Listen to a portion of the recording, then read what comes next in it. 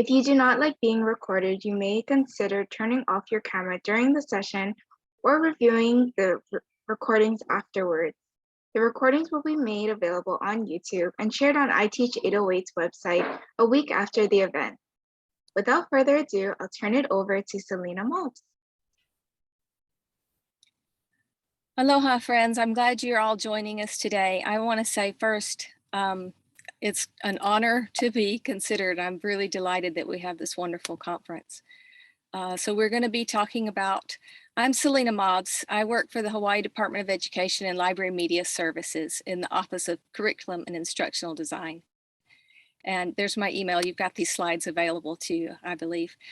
My pronouns are she, her, and I want to thank Laurel Oshiro and the rest of the team there at Sacred Hearts Academy, Honolulu, and Augustine Educational Foundation for making this possible for us. The first thing we're going to talk about is what is an equity, diversity, and inclusion audit. And we're going to abbreviate that EDI for the rest of our presentation because it's a lot of words to say, but they're all important words and they're all related words, but we're going to abbreviate them anyway. So an EDI audit is a systematic review of the materials that you have available to your students or your own children. Maybe some of us are librarians, maybe we're teachers, maybe you're parents and you're looking at your home library. These are just simple ways to evaluate the materials that you have and make sure that you do have enough for everyone. And this is in regard to all different kinds of characteristics. So I think everybody has a chat window. If you would please find your chat window. I want you to give me some ideas of characteristics. This is just a beginning. There are many, many more characteristics that students exhibit, and they need to find something like that. So what other characteristics do you think might be included in an EDI audit? Go ahead and put in the chat window for us.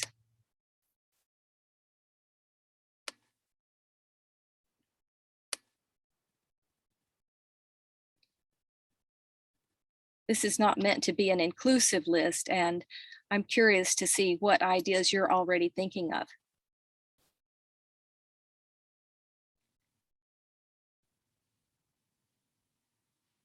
I notice that we have interest, great, and music, thank you. Those are important things for kids. A lot of kids can relate. We know that education is all about relationships. So if we find what the kids are interested in, then we can appeal to them in that way. But we don't want to just show them what they're interested in, right? Place-based, awesome, perfect, wonderful. Authors and topics from the place. That's a real challenge for us in Hawaii, isn't it? But our students are not just from Hawaii either, and they all need a place to relate to. Thank you. I'm going to go ahead and go on to the next slide. If anybody else is still typing, don't stop typing just because I'm going on. But the idea is just that we're going to have a wide variety of things available. So why are we conducting this audit? Because when children cannot see themselves reflected in the books they read, or when the images they see are distorted or negative or laughable, they learn a powerful lesson about how they are devalued. This is an excerpt from a writing by Rudine Sims Bishop called Mirrors, Windows, and Sliding Glass Doors. And she says it so well that I'm going to give you this time to hear her say it. It's old, but it's good. We need diverse books because we need books in which children can find themselves, see reflections of themselves. I wrote a piece, maybe 1990 it was published, which I called Mirrors, Windows, and Sliding Glass Doors. And I think that's that's really why children need to see themselves reflected, but books can also be windows, and so you can look through and see other worlds and see how they match up or don't match up to your own. But the sliding glass door allows you to enter that world as well.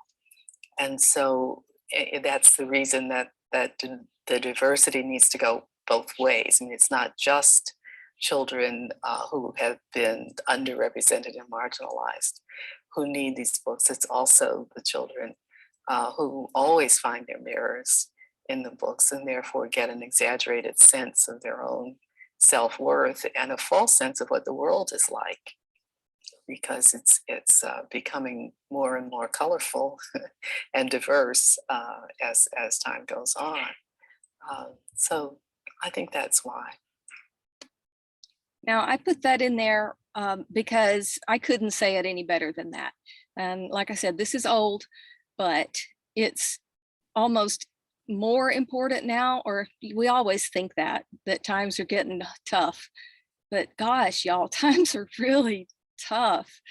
And we as educators need to teach our children empathy. And one of the best ways to do that is to give them a book about someone else in a different culture that they maybe can learn to relate to in that way. So not only we need diverse books. Not only do we need kids to see themselves in books, but we need them to see different kinds of lifestyles, different perspectives from their own, and be able to relate to that in some way. So I worked at a school where we had one African-American child, and that child had to feel marginalized. And we do everything we can to help her feel included, yet is it enough? So what are we doing? We're conducting our EDI audit, and you may choose to conduct one yourself. And if so, you may use a different criteria than we are, but this is how we're doing it. So I didn't give them numbers, I just gave them bullets because they don't necessarily go in order. You might think the first thing you want to do is determine your priorities, but it turns out as we were going, we got down into the developing our tags and we maybe rethought our priorities. And then we started doing some research and titles, and that dropped us back to developing our tags differently. So they kind of all go together in that way. But this is what we're doing. So as we determine priorities, some things that we considered, we talked with school librarians, teachers, and content specialists to find out what were the important topics. And we did this sometimes in face-to-face conversations and sometimes by following on social media. I know what's important to that person because she talks about it all the time. And we also got some input from students, and they were telling us what they like and dislike about our collections as they are. And then we consider the societal influences as well. And these are a few things that are going on in the world. In the last year, we've had various events nationally and locally that flare up an issue or a kind of people. And when these things flare up, we have to pay attention because we don't want to alienate anybody. Our whole point is to bring everybody into literacy and a love of reading and learning. And we can't do that if we're alienating them. So these things have to be considered. What things do you consider as priorities when you're thinking about, if you're a classroom teacher, the materials that you keep in your room, or if you're a librarian, the materials you make available at your school. What kinds of things, other societal influences or input from your students or parents, what are you hearing that would make you think about a priority as you're doing an audit like this? Because everybody's doing it differently, right? This is what we're doing. It's not new, but it's something that has to come around every now and then.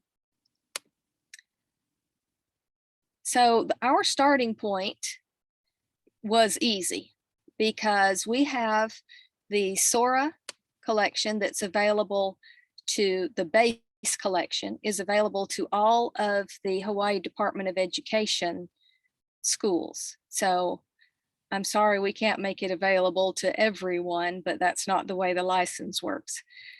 But it is available to all of our schools. And so it was easy for us to pick, this is what we need to evaluate first. And I'm starting with chapter books and picture books. I would suggest if you are going to do an evaluation, you start with a small subset and then work out from there. And the next thing we want to do is export our material records. Obviously, this is because we have material records. It's easy for us.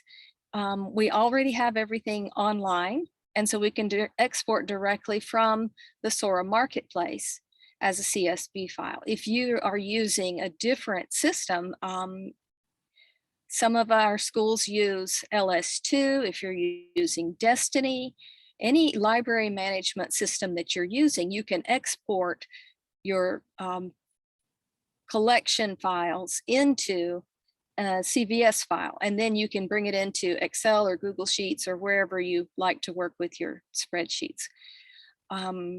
If you are not using an electronic catalog system, you can still do this, but you're just going to be picking up one book at a time and looking at this book. And then you may, depending on the size of your collection, you may put it in a stack according to these various characteristics. I think if you've got more than 50 books or so, then you're going to want to put it into a spreadsheet that you create yourself. And there, you'll develop your tags. Now, these tags are internal. They're not for other people to see. They're just for the librarian's use or the teacher's use, if you're the teacher, or the parent's use.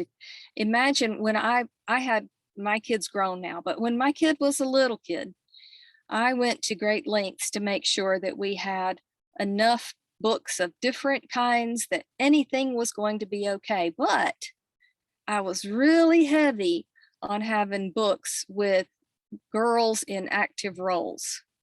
I thought that was important because, you know, I'm a librarian here and we need things to see. We need to see role models. So I went way out there. I even went so far as to change the genders of some characters in some children's books. I ended up with a transgender kid. I went so hard to say, look, girls can do anything, and I don't even have a girl. That's how it goes. So we honor that and we respect that. And I'm not saying if you change the gender in your picture books, you're going to end up with a transgender kid. I don't mean that at all. I'm saying that I was very militant about making sure we had strong female characters. And I kind of feel like it backfired a little bit because what happened to my strong female? Oh, well. But so gosh, I almost feel like I might have talked you out of doing this, but I want you to look at your collection and don't make it known to the children what you're doing. This is just for us to know behind the scenes. Kids don't go looking for a book with a strong female character. Kids don't go looking for a book with a transgender character or with an African-American character. They just want a good story. So a book that has an African-American character doesn't have to be about being African-American. They can just happen to be African-American. So don't publish your tags. This is just for you to keep, and you might put those tags into your spreadsheet. You wouldn't have to put much in your spreadsheet. If you have a small collection, you're just going to want your title, your author, and a place for your tags. And then what kind of tags, again, are going to be up to you and what your priorities are. So we're trying to do the best we can to meet the learning and developmental needs, socio-emotional learning needs, intellectual learning needs, all kinds of learning needs of our kids wherever they are. But we don't want them to go searching on these tags that we're keeping to ourselves. So then we get to research our titles. And as we're researching our titles, we started with the tags that were already in Sora and added to them. And then we started consulting some other respected resources. So you don't have to use these, and maybe you don't respect these. This is what we chose. So with the American Indian Youth Literature Award, this list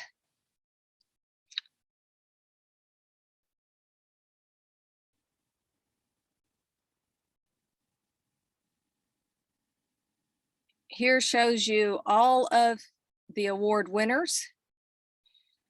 And you can scroll through this and you can see if you have these books, then you got to figure this is a good one for representing this population. Now, there are limitations. We have learned that some, if the tribe is known, then most tribes prefer to be recognized in that way and not just under the generic American Indian or Indigenous Peoples Association, but specifically by the tribe. Sometimes it isn't known. Sometimes it's more than one. So these things all have to be taken into consideration, and it goes back through time at the bottom. That's one example. Here's another one, Asian Pacific American Librarians Association Award. And they're pretty clear about what their focus is. And this one has different sections, okay? So you're not going to want to look at the adult, you're going to want to look at the youth or the children's literature. And that was a really good book. We do have that in our Sora collection. I enjoyed it a lot. So some of these others I have not read, and I want to go back and read them now. But you'll see the past winners down below. These are places that you can check. Also, they're useful if you're thinking about expanding your collection to include more in these areas. But right now we're just talking about the audit. Expanding your collection in more diverse areas in the future is another workshop. But you probably do need to. And I'm going to say that because our collections, this is a problem with the Sora collection particularly. We have a lot of free classics because they're in the public domain. And when you get those in there, they are predominantly written by white men of European descent. So they're noticeably skewed in that direction just because here's a big clump of free ebooks that you can have. So we need to make purchases to kind of offset that, to keep a balanced collection. And you may or may not have that happening in your home. You may have the books that you grew up with are on the shelf still, and they're skewing your collection that you're presenting to your children. And also, it's not like we don't have budgetary constraints, right? We can't just buy anything we want just because we want to. So if you are thinking of expanding your collection in these areas, then these folks might make some recommendations for you.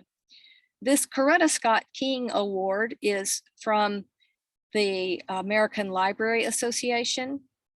And This is another really good book. If you haven't read it, please do. I had to go visit Tulsa just because of this. So that's available to you. All of these, here's one for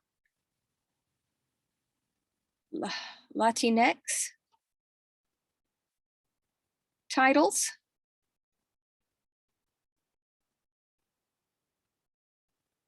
And the Stonewall Book Awards is another American Library Association. Now, this one again, you have to pare down and find just the ones that are for children, because not all of these are going to be for children or young adults. And that's true in a few different areas, but these are specifically for children. And this one is specifically for children. And it breaks it down by ages.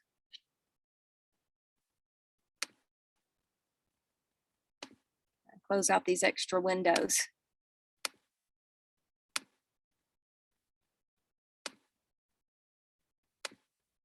But here come the shortcuts. This is what you really like. This is what I really like. Mackin has this tag report that's available. So if you have all of your records already in an electronic format so that you can export them, you can upload your file to Mackin and they will give you for free a report to tell you what areas you're doing well in and what you need to expand. Of course, they're trying to sell you the books, right? But they're going to give you these diversity tags. They'll fill them in for you, the ones that they have, which include African / Black / African American. So that means it's either African or African American or Black. It's a large category. It's not going to help you. I'm thinking about this because we hear from African Americans, every book in this place by a Black author is somebody from Africa. And it's relevant. You know, if every book in the library that portrays a Black person is an African, that's not what we're trying to teach. So there are some drawbacks to these tags that they have, but this is what they have. And they'll pop them in there for you. And then you can take that and go further if you feel you need to. And some of these you may not feel you need to, but if you do, they'll put them in for you, and that's awesome. Of course, it only works if you have your file already so that you can upload it for them. But the other thing they do is it's searchable. So the materials, now they're not going to have every book, but they are going to have some of the books. Now, back at the beginning of our slideshow, I had 3 books on screen. One of them, this is one of my favorite books, Snapdragon. And we get more than one choice. So this is the one I'm talking about. This graphic novel is in our Sora collection. And when we pull it up here, we can come down to the bottom and it tells us what its diversity tags are. So if you have 14 books that you just got in as a gift and you want to check and see how they fit in your collection, maybe a parent donated them, you can put your title in here and they'll pop up down here. Now I'm going to go to the Sora window and show you, even though this book has transgender non-binary as a tag, when I come over here and I search for transgender, oh, I had it on screen and I lost it, sorry. When I search for transgender, now remember, I am an adult, so I can see all of the books. This is my personal Sora account, and I can see all of the books that are here. The books that are in our Sora collection are not available to all students. Some books are available to K-5. Some books are those and some more are available to K through 8. Some books and some more are available all the way to 12. So we've got 3 different levels of access there. And that comes from the recommendations made by the school librarians when they put them into, we use a shopping cart, and then the librarians put into the shopping cart, and then we come back at the end of each quarter, and if it's in the shopping cart, we make the purchase. And we make that based on the shopping carts are sorted by grade level. So if somebody chooses a book and puts it into the elementary grade level, then that's where it shows up after we import it. But as I look down through here, Snapdragon doesn't come up. We have plenty. And like I said, they're not all available all the way to elementary school. But that one doesn't come up because we don't want kids to be searching on that. That's not what if a kid is searching for transgender, they're not looking for a random character in a storybook that happens to be transgender. And that's what this one is. No, not that one. This one. So again, if I searched on African American in Sora, it's not going to bring Snapdragon up. This is a behind the scenes deal, but we know that we have these topics in there because we did our search. Now another one, Mophead. How your difference makes a difference. When we look at this one, I'm going to scroll down to the bottom. We've got differences, individuality, Pacific Islanders, women, racism, poets, all these things going on. None of that happens when we search for this in Sora. And our third book, roll with it. This one. As we scroll to the bottom of this page, it's going to tell us people with disabilities, literary theme, social justice, socio-emotional learning, relationship skills. Now, we didn't even have these on those other topics, but that's what we have here. So that's the shortcut provided by Mackin. It's a wonderful shortcut. I'm going to pause here for just a minute before I move on to the tidal wave and see if anybody has questions so far. If you do, go ahead and put them in the chat window. Actually, you don't have to wait for a question and answer session. If you have a question or something you want to say, just to chime in, go ahead and put it in the chat window. It'll be fine. I'm not seeing anything pop up, so I'll move on to the tidal wave. So this comes from Follett, and maybe you're using Follett in your school library or in your classroom library. And again, they're trying to sell us stuff. Now, with both of these, you will have to create a login, but it's free. So when I sign in,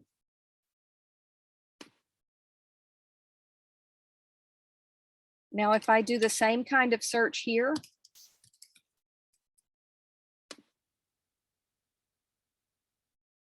that's not the one. They don't even have this book. Okay, so there are limitations. If I do Snapdragon, there it is. And when I look at this title, and I scroll down here, I can see common genres and topics. So sometimes these things can help you out. And another one, roll with it. Not just roll with it, this one. Here we can see diverse abilities, friendship, realistic fiction, self-awareness, and special needs, all right here. So these are the tags that they associate with it. And those are the quick and easy ways to get there. Now, this went a lot faster than it did in practice. So it's time now for us all to discuss what we would like to do. What is it that you're interested in reviewing, and how can I help you from here? What would you like to know more about?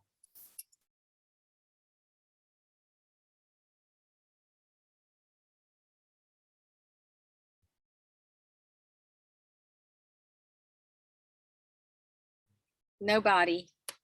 Okay. So we can look some more in Sora and see another topic here. I will search for disabilities and see what we get. Oh, you know what? This is not what I'm supposed to be showing you, but since we're on it, see how this says Hawaii State Department of Education? You can link your other accounts too. Here's the Hawaii State Public Library System down below and the books that they have under that topic. And I happen to also have a Los Angeles Public Library card. And so here are the books that they have under that topic. So that's just a little side note on Sora in case you didn't know. So here we are at the Hawaii State Department of Education. And remember, I have access to all of the collection, including the teacher collection. So some of these are going to be for elementary, and some of them are going to be for teachers.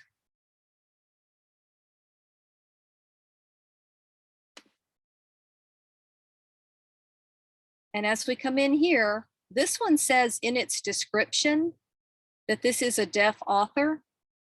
So that was going to be one of our tags too. Anything that shows up in the text associated with the record will be searchable by children.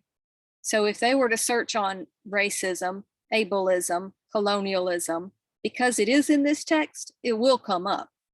But we're not going to enter necessarily as a tag, but we may want to enter it as a tag. So here again, you have to consider your own mana'o, your school's vision, your library's vision. Everybody's got a mission statement. Maybe you're just thinking about it at your home. You got to consider your vision. What's important to you? Do you need your child to be able to relate to someone in a wheelchair, someone who does not hear, or not? Now I want all of them to. I want everybody to relate to everything. That's just my mana'o. And from the perspective of the Hawaii Department of Education, we don't want to alienate anyone. We want everyone to feel included. It's hard to do, but that's what we're working for. And that's the reason behind our audit.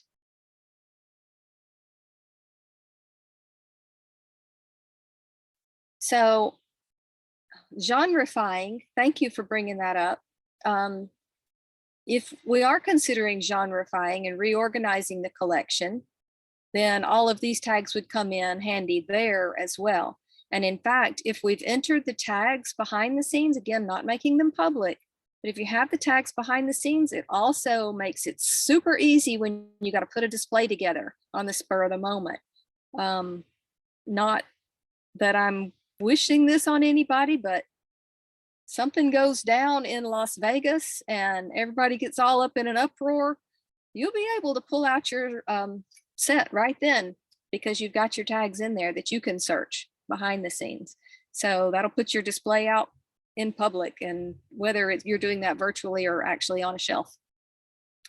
But yeah, as we get the tags in, it does help you to realign your collection. Thank you very much. Do you have any other questions or comments? You can use direct message or chat.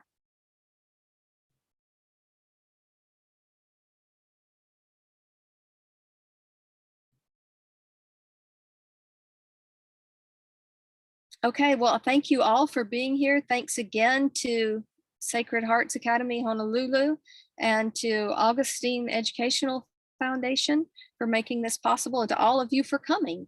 I've really enjoyed the opportunity to discuss this with you. I'd love to hear more from you. If anybody wants to follow up, we have a lot of librarians who are working on this around the state, and classroom teachers as well, I believe. So please let me up if we have some more information. Thank you so much, Selena, and for everyone's participation today. We hope that you found this session helpful and you were able to make some valuable connections. Please help us in completing the survey on the iTeach808 website, which I will add right now to the chat. The survey will also be sent to your email address that you registered with. So please make sure to check your spam folder for any emails from the iTeach808hawaii@gmail.com email. Let me put that in the chat real quick. Okay. Should be right there. And with that, you'll be entered to win one of $25 Target gift cards if you complete the survey by February 4th. So thank you so much for being here today. Feel free to join any of the other sessions coming up and just have a wonderful day.